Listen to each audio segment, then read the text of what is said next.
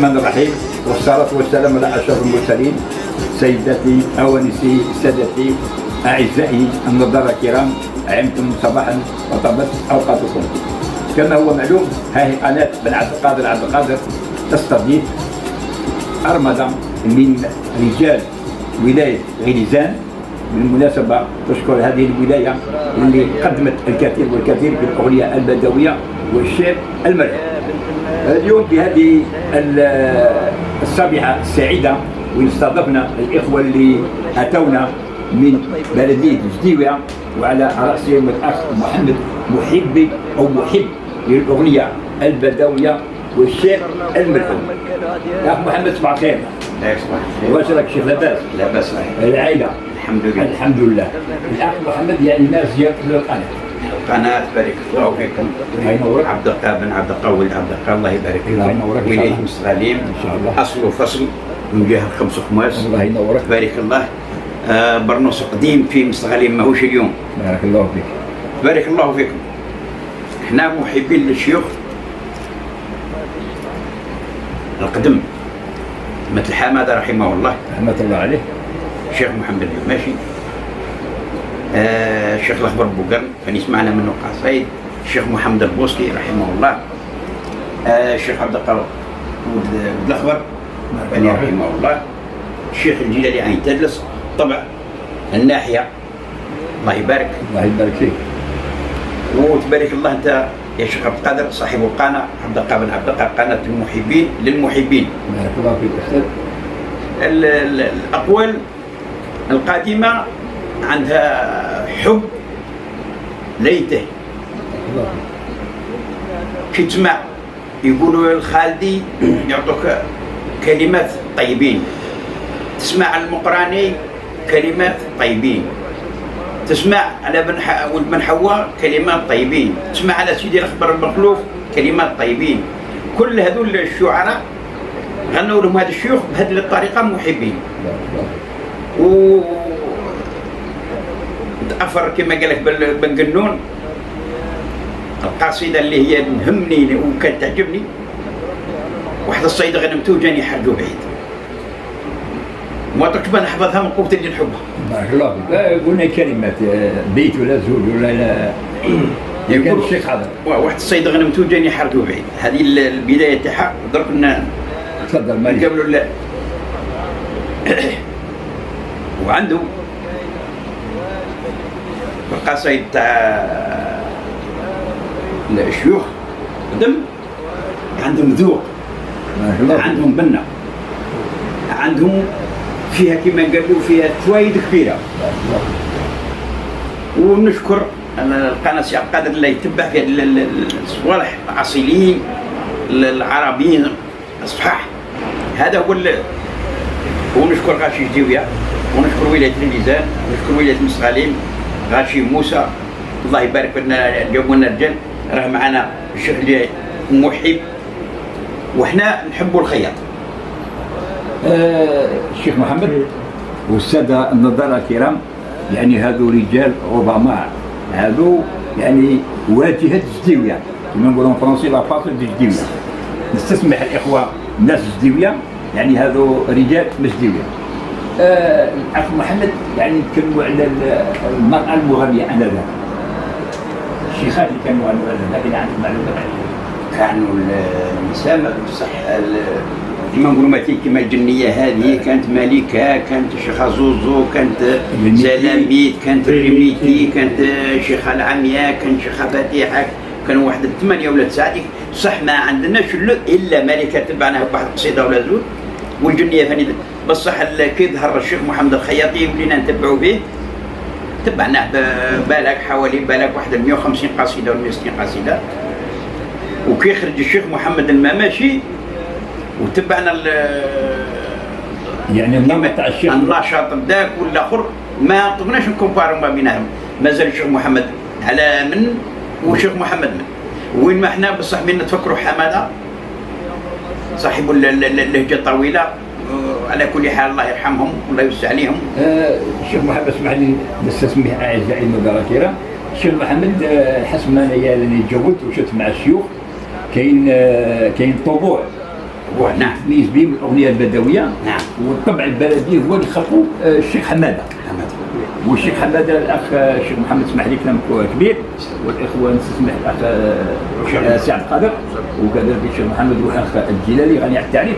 الشيخ حماده كاين واحد الشيخ الاخضر الغليزان تاع كناندا، سقسيتو على القلار، كاين ولد خوه والشيخ محمد نوجه لك التحيه اللي عطانا واحد الحصه على القلار، هو اللي دخل القلار الشيخ حماده في الاغنيه البدويه. قال لي بكري كانوا الشيخ الجلالي كانوا يطبلوا بالسنين، يقلبوا الايقاع، يقلبوا الميزان هكذا مكان. الشيخ حماده جات الفكره رحمه الله عليه، ونوجه التحيه لعبد القادر ولدو اللي يتمنى بات نشوفه ان شاء الله يسكن نصر عليه ان شاء الله. يعني هو الشيخ حماده هو اللي دخل الايقاع تاع كما نقولوا القلوز باللغه يعني تاع البدوي، يقولوا له القياش. هذا الشيخ بذهيبه يقصر قال يقولوا له قياش، وكذلك بعض المناطق يقولوا له احنا عنده عده اسماء على كل حال. تفضل. كنا نهضروا على الشيخ محمد الخياطي والشيخ محمد المماشي. تفضل. قلت لك حماده اول اغنيه اللي سمعناها من عند الناس السادات الصالحين غنت في 58 في برلين في الالمان. هذا الشيخ حماده. الشيخ حماده. تفضل. المعلومه هذه والله نسمح بارك الله فيك. هو والشيخ معاشو تاع الشرق ومحمد عبد الوهاب، هما ثلاثه غنوا في الالمان. هذه 1958 سمعناها بواحد المعلومه ديتها من خطره من عند واحد زعما عندهم الاصاله في بلاصتها، يعني منذ زمن طويل. ما يخسروش يصنع. هذا البكري كانت عندهم اصول، لا بغى فقير بصح عنده اصل يحارب على ذاك الاصل تاعو، ما مشي غير فقير يسمح لا معليش. شيخ قادر، انا ذاك نسمح الاخوان اللي حاضرين معنا والاخ المصور، كانت الاغنيه في زمان الماضي كانت تحارب يعني وتقوم بتوعيه المواطن الجزائري انذاك. يعني هذا الواقع، المواطن الجزائري كنا اميين الحمد لله، بس عندنا دكاتره، عندنا اطباء، عندنا يعني طيارين، عندنا الحمد لله بفضل السياسه الراشده للبلاد نتاعنا. احنا اسمح لي نرجعوا للوراء، كذلك مدادحه كان لهم دور. نعم. تفضل. من هم الشيخ الميلود فيالاري الله يبارك فيه ولا يطول في عمره ان شاء الله. كان يحكي يقول فت مع 52 مداح. احنا كان عندنا الشيخ احمد لكحل، هو اصلهم بني درقن وساكن في جديويه وتربى في عكرمه، ثاني يحفظ بالك 2000 قصيده. هذا الشيخ هذا مازال مات الله يرحمه. اللي باقي دروك يمثلوا ويعرف فني تبارك الله. والدايم من القصيدات من تاع الشيخ الميلود الصابري شاعر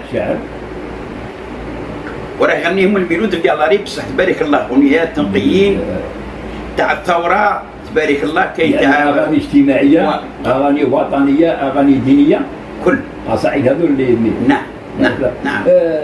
شيخ قادر، يعني الشيخ اللي تميز يعني وتحبه اكيد بالخياط. قلت لك المنازع. تفضل. عندما كي جمعنا معاه وشفناه تبارك الله كانت فيه اسلوب طيبه، اسلوب ما شاء الله وخاصه الشيخ الجلالي. وحنا بالك جبدنا عليه ومشي مره بالك انا عندي 20 سيدي تاعو. تفضل واصل الحديث كلمه على الشيخ الخياطي. صح. الشيخ الخياطي قلت لك عنده اسلوب طيب، كي تكون بعيد ما تعرفوا شنو بصح لما كتقربوا انا بالمكان نفسي واسمي وذاتي وصفاتي تبارك الله الله يطول في عمره والله يشافيه، والله عنده 5 قرات كما قال كاع يحبه. الحمد لله يا رب. والحب احنا الجزائريين احنا نقولوا شنو نقولوا، الله يعلمنا والله يفهمنا كل غناء عربي اصيل. يعني اكيد خاصة الغناء الجزائري الاصيل، وخاصة اللي يكون في طريق الجزائر للجزائر، خاص للجزائر. شكر الجزائر يحكوا مدادحة ويحكوا الثورة نتاعنا، قال لك كانوا في الصوب هادو مدادحة يبنوا كلمات للمجاهدين والناس اللي تحب المجاهدين وتحب الثورة. ما جبناها بالرجال. لو ما كانش الرجال يعني ما كانوا يقدموا رسالة. نعم الرجال هم اللي مشاو. منهم محمد بالخياطي الله يبارك قال لي انا شاركت في الثوره. اعجبني واعجبني الانسان المجاهد اللي يحب وطنه. انا نحب الوطن، نحب الوطن، نحب الوطن الى اخر كلمه. بارك الله. شوف سي عبد القادر، بالنسبه للكلام اللي كنت تقول لي فيه من ذاك حاجه وصلوا رساله.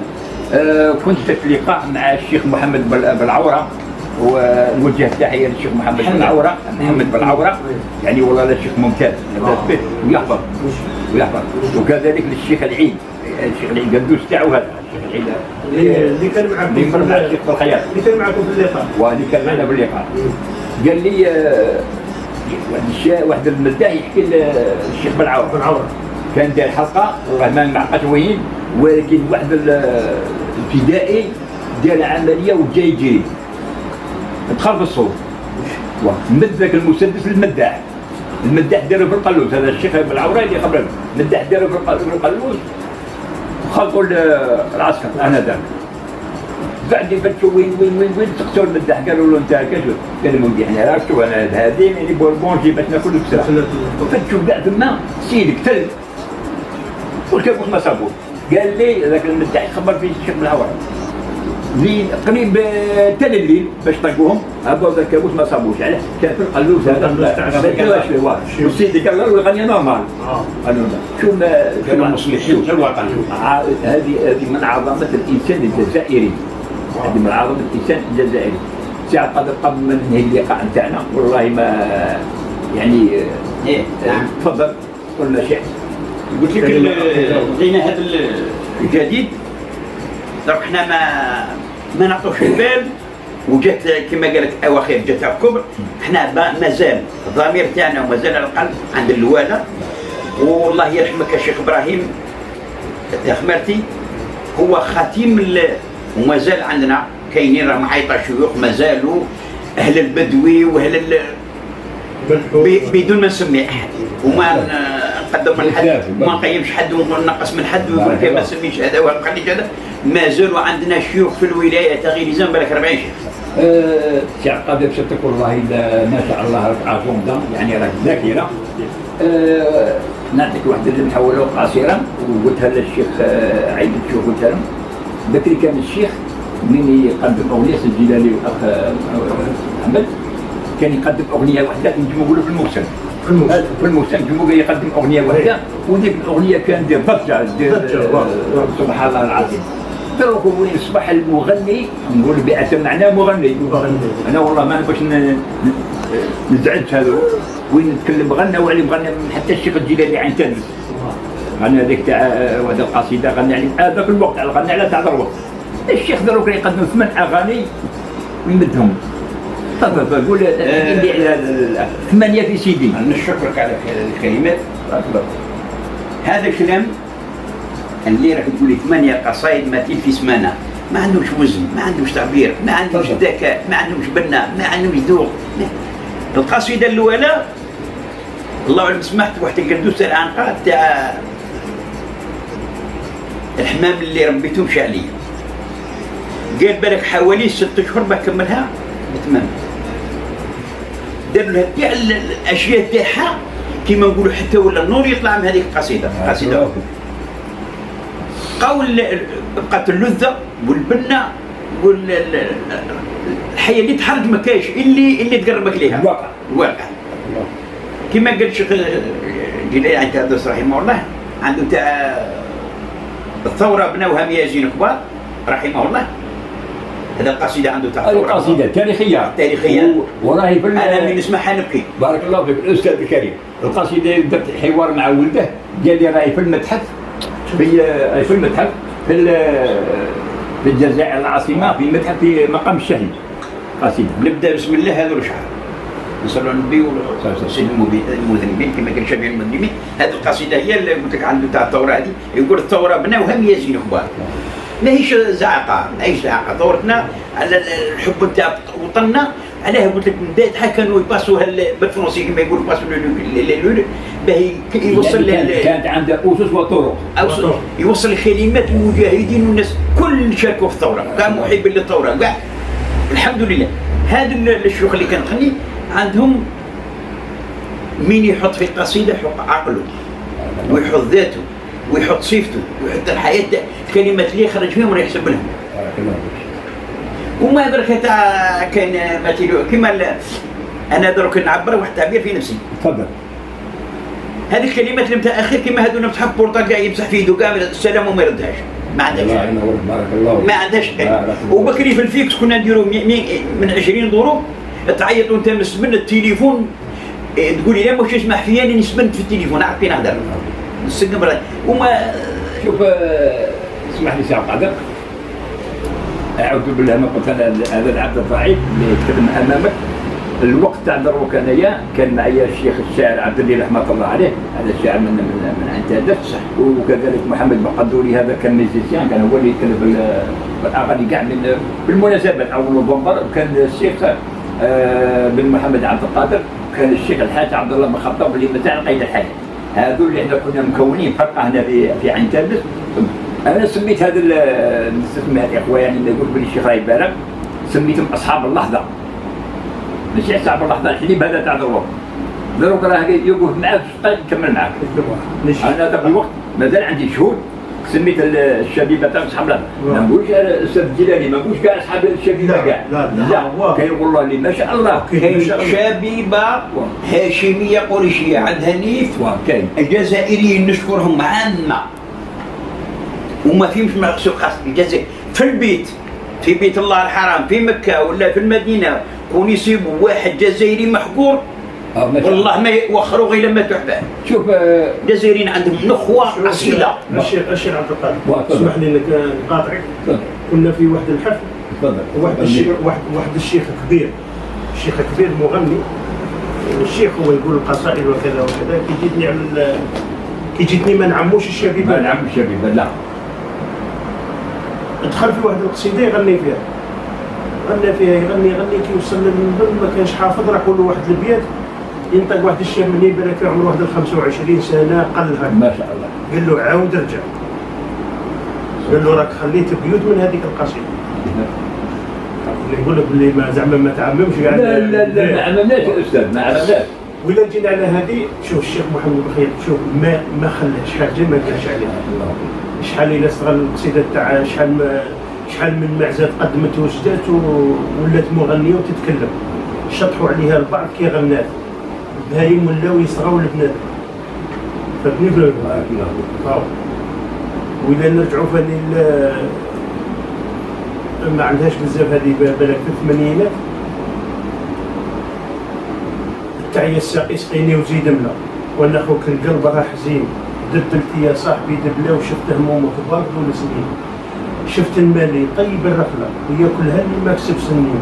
شفت المالي طيب الدفنه وتعود حلوها بلا عزرين. شفت الرجال ذاتهم حمله وراهم فوق الارض مدفونين. جميع الراجل راه في عنا الدقيقه تفوت عليه كالعاليه. الدنيا رجعت كل ما ذله تنكر اللي شرطه فاضي. ومازال فيها القصيده. مازال القصيده طويله ما شاء الله. شكرا. سيدتي أوانسي سيدتي، والله لا هذه الجلسة الحميمية مع الأصدقاء يعني نقولوا وفوتي هذا من الله تعالى. نشكر سي عبد القادر. قلنا كلمة تختم لها في اللقاء. تبارك الله في هذه القناة. بن عبد القار عين تدلس ولاية الصهاليم ولاية الأصل والفخور ولاية سيدي عبد الله، سيدي شارف، سيدي بن هيبة، سيدي منصور، سيدي عبد الله بن بكري شيخ. بارك الله. احنا من طائفة خدام سيدي بو عبد الله، الله يبارك، خدام سيدي عاد، وخدام سيدي غلام الله، وخدام سيدي عمار، خدام سيدي المهدي وسيدي سعيد، نخدموهم مع كلمة. بارك الله بخمس ناس. خمس خماس محبين كلهم. البارح كنا الجماعة كنا زيارة في سيدي الخياطي وسيدي بو عبد الله. سيدي بو عبد الله. والحمد لله زرنا ورانا نزوروا في الأحباب، ولما تكون الفرصة الأحباب نزورهم، كل اللي يبغي الخير نزوره أهل الخير، كل اللي يبغي هذا المذاق الأصيل تاع الشعراء الوانا فاني الله يبارك والله يشد لنا كل في اللي محيين، والله يرحم اللي ماتوا، والله يبارك فيك سي عبد القادر، والله يشدك في هذا البلاد، والله يعجلوا التواتي على التواتي حتى تخرج بالريا صالحه ان شاء الله نافعه للبلاد والعباد وندعو ربي نقول واحد الكلمه الله ينفعنا كل بهذا الكلام الطيب، والعاصي فينا الله يهديه. والسلام عليكم ورحمه الله تعالى وبركاته. سيداتي أوانسي سادتي، والله لا كلام يعني في منتهى الروعة من أخ عبد القادر اللي هو خفاء أصله هو شاعر يعني محبي للشعراء والمغنين والأغنية البدوية. دمتم في رعاية الله وحفظه، والسلام عليكم ورحمة الله تعالى وبركاته.